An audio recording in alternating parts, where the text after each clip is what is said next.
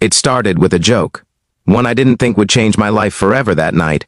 Rain hammered against my apartment windows like angry fingers, thunder, rolling through the sky as if the world itself was grieving. I remember sitting across from her at that tiny diner, both of us nursing cheap cups of coffee that had long gone cold. Her name was Lily. She had this way of smiling through sadness, as if laughter was the only thing keeping her from falling apart completely. She looked tired that night, dark circles under her eyes, her hair damp from the storm, and her hands trembling slightly as she tried to hide how scared she was. She told me she'd lost her job, her apartment. Lease was ending, and she didn't know what to do next. I tried to lighten the mood, half smiling as I said, "Well, if it gets too bad, you can always move in with me." It was a joke, at least that's what I thought, but sometimes life listens to the things we say when we're not serious, and answers us in ways that are, if you believe that kindness, second chances, and simple human connection can change lives, then take a moment. Right now, like, comment, share, and subscribe. Let's keep stories like this alive. Lily had been my friend for a year, someone I'd met through a volunteer project at a community center. She wasn't the loudest or the brightest person in the room, but she had this quiet light about her, a calm warmth that drew people in. I'd seen her help strangers, comfort kids, and donate her last few dollars to someone who needed it more, but behind that kindness was a woman who had seen too much pain. She rarely talked about her past, but I knew there was heartbreak buried somewhere deep in her eyes. That night after the diner, I went home feeling uneasy. I couldn't stop thinking about the way her voice cracked when she said she didn't know where she'd sleep next week. I wanted to text her, to tell her that maybe I wasn't joking, but pride and fear got in the way. What if she thought I was pitying her? What if I made things awkward? So I stayed silent. The next morning, a knock echoed through my apartment. When I opened the door, there she was, Lily, soaked from the rain again, holding a small duffel bag that looked like it carried everything she owned. Her eyes were red, but she smiled weakly and asked, "Is your offer still good?" I froze. The words hit me harder than I expected. I wasn't prepared for her to say yes. I hadn't meant it seriously, but looking at her, trembling, exhausted, trying to be brave, I realized it didn't matter whether I was ready or not. Someone needed me, so I nodded. "Yeah," I said softly, "it's still good." That's how it began.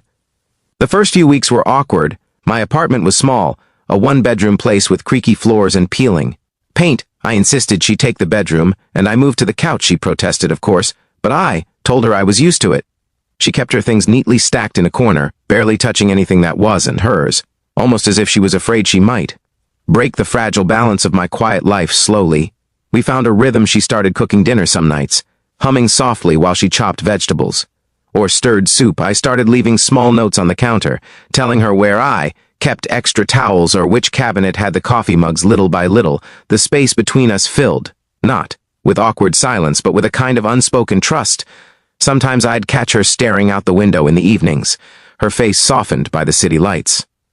When I asked what she was thinking, she'd just smile and say, "It's nice to have a place that feels safe." I didn't realize then how heavy that word, safe, was for her, but the peace didn't last long. One evening, I came home to find her sitting on the floor, surrounded by papers, old bills, job applications, and a letter that looked official. Her hands were shaking. Asked what happened, and she finally broke down. The letter was from her old landlord, threatening legal action over unpaid rent she hadn't been able to cover before moving out. It wasn't much, but to her, it felt like a mountain she could never climb. She kept apologizing, saying she shouldn't have come here, that she was just a burden. I sat beside her, not saying much.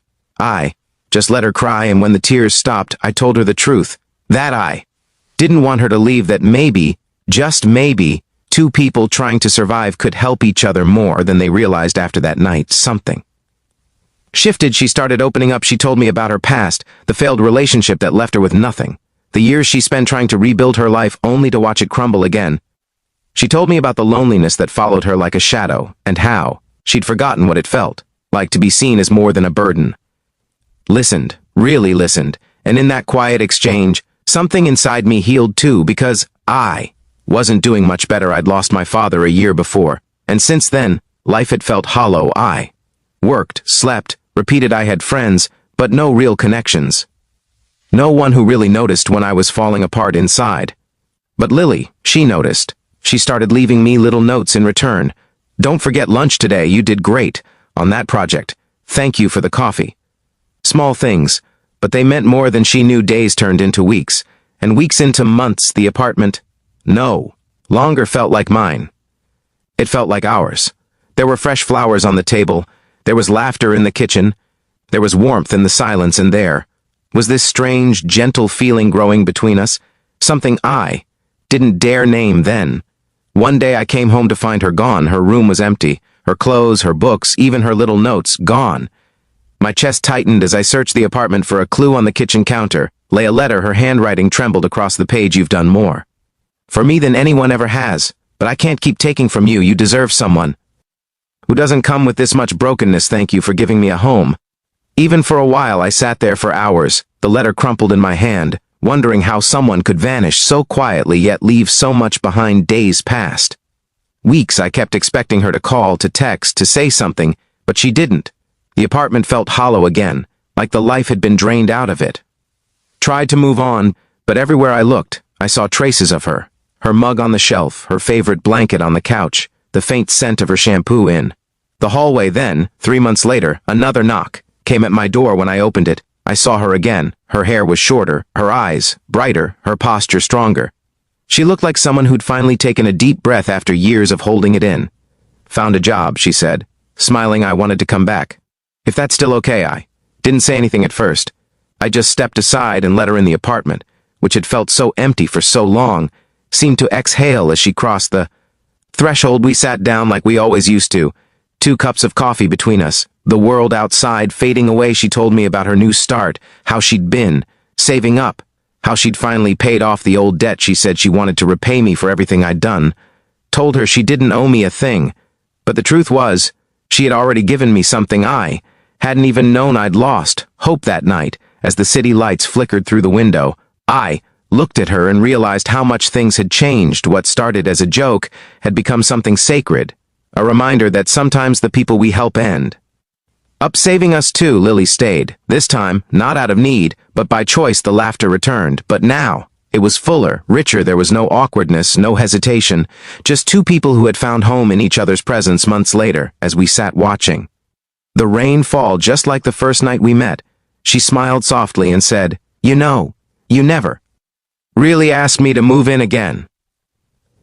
I laughed, shaking my head. "I didn't think I needed to. You were already home, and for the first time in a long, long while, everything felt right." If this story touched your heart, even a little, please like, share, and subscribe. It helps us keep bringing you stories that remind us what truly matters: kindness, hope, and second chances. Before you go, I'd love to hear from you. Would you ever open your home to someone who needed help? Even if it scared you, tell me in the comments below, because sometimes one small act of kindness can change 2 lives forever.